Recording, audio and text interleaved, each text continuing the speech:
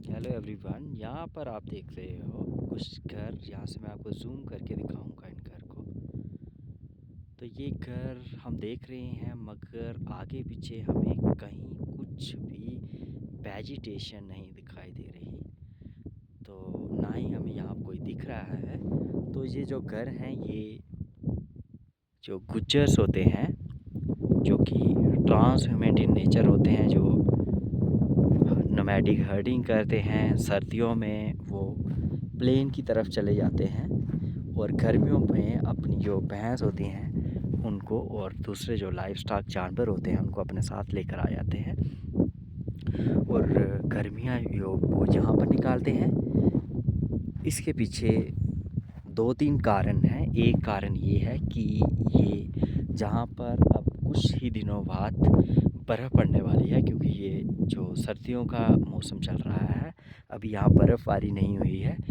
कुछ दिनों बाद यहाँ ये जो आप देख रहे हैं, ये जो इनके घर हैं, ये बर्फ़ में दब जाएंगे क्योंकि काफ़ी सारी बर्फ़बारी होती है। तो कोई भी लाइव स्टॉक और इस कंडीशन में नहीं रह सकता। दूसरा कारण ये हो सकता होता है कि जैसे आप यहाँ पर अभी घास देख रहे हो, ये घास बिल्कुल सूख गया है, बिल्कुल ये सूख गया है। तो इसको अभी जानवर नहीं खा सकते और यहाँ पर जानवरों का जो सर्वाइवल है वो कहीं ना कहीं इफ़ेक्टेड होगा। एक कारण ये होता है कि यहाँ पर इस वक्त घास नहीं मिलता, तो ये लोग नीचे की तरफ चले जाते हैं। और भी कारण हैं, तो मेन जो क्लाइमेटिक फैक्टर है वो ही रिस्पॉन्सिबल है इस जो सीजनल माइग्रेशन करते हैं उसके लिए।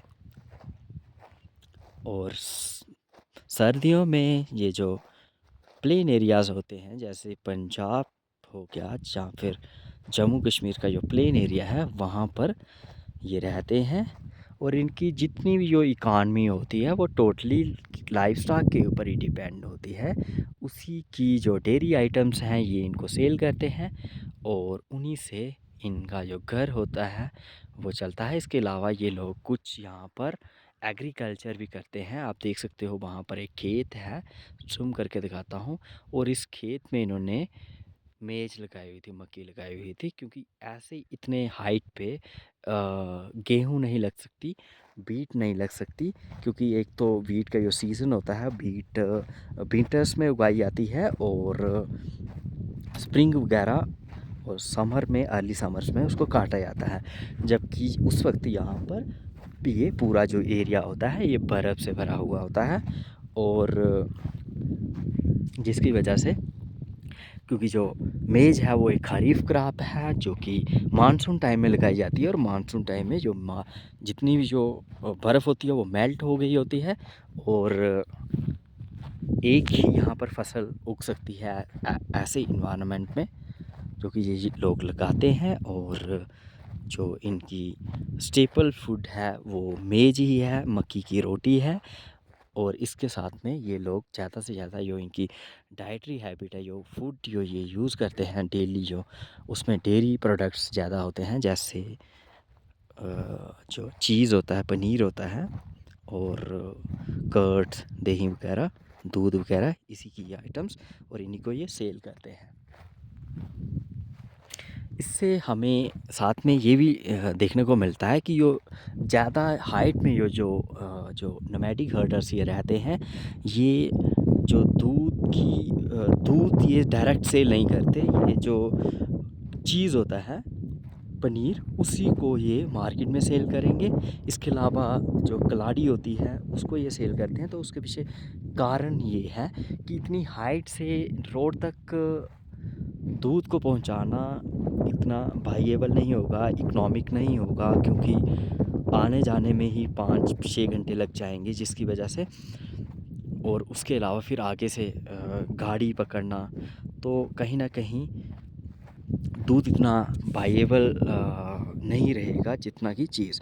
क्योंकि जो चीज़ है, एक तो उसमें जो एक्स्ट्रा जो जैसे निकालेंगे हम, जैसे अगर 10 किलो दूध लेते हैं तो उसमें से जो 2 किलो ही हम चीज़ निकल पाता है। और उसी चीज़ को वो सेल कर सकता है। नहीं तो उसको एक तो काफ़ी वेट उठा के लेकर जाना पड़ेगा। तो इससे उसको 2 बेनिफिट हुए, एक उसका वेट लूज़ हो गया, जो प्रोडक्ट वो सेल करने जा रहा था। इसके अलावा अब उसको डेली नहीं जाना पड़ेगा, 3-4 दिन के बाद वो मार्केट में जा सकता है। नहीं तो जो दूध और किसी भी टाइम में वो जा सकता है। अगर उसको दूध सेल करना होगा तो उसको मॉर्निंग में जाना पड़ेगा, टाइम पे जाना पड़ेगा और डेली जाना पड़ेगा। तो ये कहीं न कहीं ये इस तरह के जो लॉज़ बनते हैं, इकोनॉमिक लॉ, ये कहीं न कहीं इन जो ऐसी कम्युनिटीज़ हैं इनके बीच बीच में भी एग्जिस्ट हैं through out in their culture. इनके जो कल्चर्स में हमें ये चीज़ें देखने को मिलती हैं। इसी वक्त यहाँ आपको कोई भी नोमैड्स नहीं दिखेगा।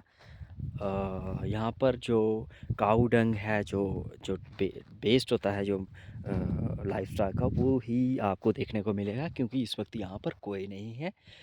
सभी मूव हो चुके हैं दूसरे एरियाज़ में।